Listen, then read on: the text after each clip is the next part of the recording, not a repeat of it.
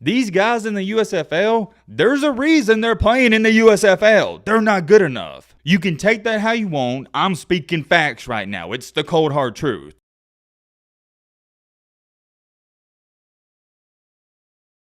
The USFL has been going on for a couple of weeks now, and it's pretty much gone the way I expected it to. It's a brand new league. My expectations for it in the first place weren't too high. On paper, it sounds like a great idea. There's no football in the spring, and Americans love football, so it goes hand in hand together. It fits the niche, and it fits the market. Anytime you're starting a business, and it's what the NFL, NBA is, it's a business at the end of the day, you gotta have supply and demand. Let's be honest though. Casual football fans are not going to watch this. The only people that are is die-hard football fans who miss the NFL season. And then also here and there, you're going to have some people like me and probably many of you watching this who are curious and want to check on a game or two. You're not going to have that passionate fan base, and I don't think you're going to build up one anytime soon. Whenever you start a business or you start a YouTube channel, TikTok, anything like that, anytime you start something, there's called a snowball effect. The snowball effect is simple. Whenever you go outside in the backyard and you roll a snowball, it's hard at first to get that traction, but once you get going and it gets bigger, it gets easier. Theoretically speaking, that's what many are hoping is going to happen to the USFL. In the first year, it's going to be hard and you're going to lose money,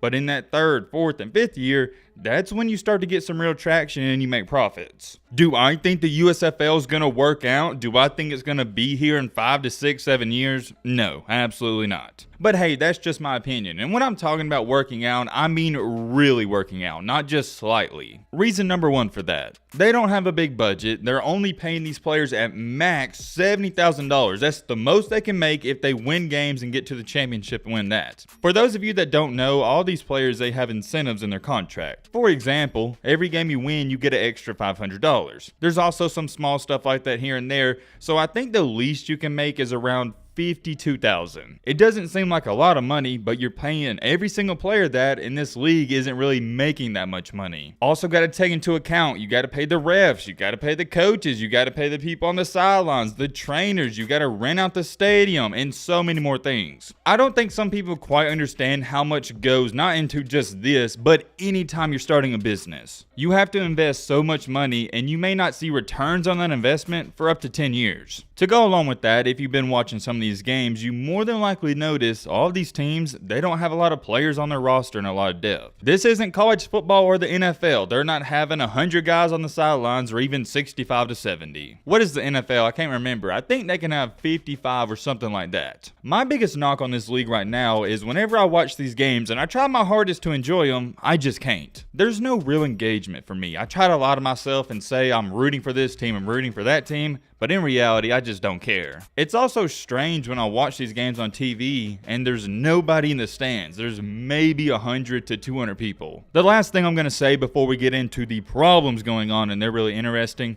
I mean this in the most respectful way possible. These guys, compared to college players and NFL players, they're not really that talented. Yeah, that's right. I said college teams. I firmly believe Georgia, Alabama, USC, Ohio State, Clemson could probably beat some of these teams right now. If you think that's crazy of me to say, may I remind you that Georgia had 6 players selected in the first round of the NFL draft. Whether you like it or not, all of these guys in the USFL, they're not even better than a bunch of college players. Because you got to think about it. A lot of these guys at Alabama, Ohio State, USC, they're going to be first-round picks. These guys in the USFL, there's a reason they're playing in the USFL. They're not good enough. You can take that how you want. I'm speaking facts right now. It's the cold hard truth. Why is that important? Why am I bringing that up? I'm not trying to knock them down, but here's what I am trying to tell you. Let me put it into a better perspective so maybe some of you can relate even more. I'm sure some of you watch people on Twitch or somebody stream a video game. Whenever you do watch somebody that's streaming a video game you like, you want to watch somebody that's good, right? You don't want to watch somebody who's bad. That's what I'm talking about with the USFL. It's clear and evident that these guys were not good enough to be in the NFL, and they're just not fun to watch in my opinion. It's not just with the USFL, it's with any sporting team. Another great example is the Orlando Magic. They're one of the worst teams in the NBA. So if I said, would you rather go to a Magic game or the Golden State Warriors game, most of you, 99% of you, would say Golden State. It's not just me. That's how America, that's how people want. We want to watch the best of the best. To be fully entertained, and that's what this is, you want to entertain us, you got to put out a great product. So far as to when I'm speaking, the USFL is not a great product. And if you're trying to compete with the NFL or come close to that or anything whatsoever, you gotta be good. And when I mean you gotta be good, I'm talking about the USFL as an entire unit. Anyways, getting a move on into the current situation going on, the USFL is already facing problems right now. And no, I'm not talking about the ratings or the attendance. We all know that. The attendance will never be too high. We know that. And the ratings, they'll never be that high. They're gonna fluctuate between 700K and 1 million. However, the USFL has officially announced they're gonna change the rules to try to keep the games under 3 hours. You may be asking, yo Matt, why are they trying to keep it under 3 hours? It's simple, because the viewer duration is low. They've noticed in the analytics, fans are clicking off of the games because they don't want to sit there for more than 3 hours to watch the USFL. It's not college football, it's not the NFL. At least if you're watching one of those games, you have a reason to, because you really like one of those teams. If you're putting out a new variety of content in a new league, you want that viewer duration to be high. To shorten these games, they have said the clock will continue to run after incomplete passes in the first and third quarters. Also adding, the clock will stop on incomplete passes in the second and fourth quarters. There's nothing fishy about it, and you don't gotta be a rocket scientist to figure out the ratings, they're lower than what they anticipated it to be, so they're trying to get them back up there. Here's what the USFL head officiating person Mike Pereira had to say about it. We're pleased with the total number of plays in our game, but to maximize fan enjoyment, we're also striving to keep games under 3 hours. Key phrase in that sentence, maximize fan enjoyment. They're understanding that fans aren't enjoying them. Also adding, so starting in week 4, we're moving to a running clock after incomplete passes and blah blah blah blah. I'm always going to give credit where it's due. I like the move, but I would actually like it to be running clock all throughout the game because I still think it's going to be way too long. I like football just as much as the next person. I could watch college football or NFL football all day long. But once again, this isn't the NFL and it's not college. I don't care about the Houston Gamblers, the Birmingham Stallions, the Pittsburgh Maulers, or anybody like that. I do like football, but I don't want to watch a random team play for more than 3 hours or even 2.5 hours. I think if they could somehow get these games to right at 2 hours,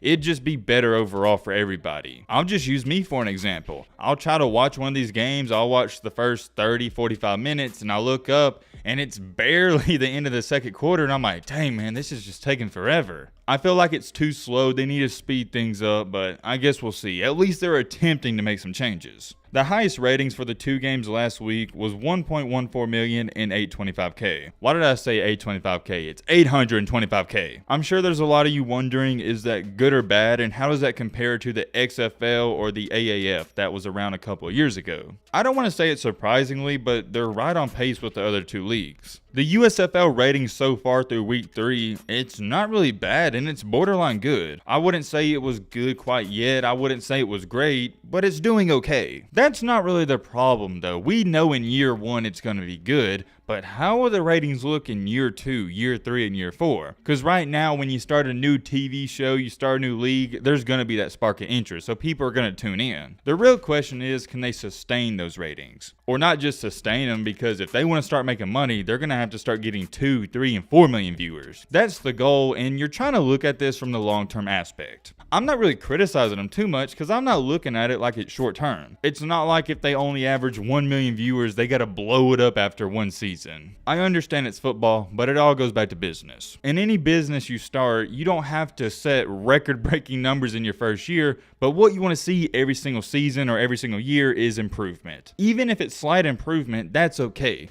But when you start to get worried is when you start going backwards. As long as they continue to see improvement and they don't go backwards, they can make this work. Like I said, do I expect it to be here in 5, 6, 7 years? No, or if it is here, I'm not going to project they're going to be crazy successful. I just don't see, and I will never see how they're going to bring in the fan base they need. Because at the very end of the day, you have to have people watching these games and going to the games to make money. And if you're only having at max 4,000 people show up in attendance and 1 million viewers, that's not going to cut it. I don't know how big the budget is, but I'm going to go out on a limb here and say it's not that big to hold this league together for the next 4 to 5 years if they can't put people in the seats and get more people to watch. It is interesting though, and at least somebody's trying. Let me know your thoughts down below, but to what up, peace.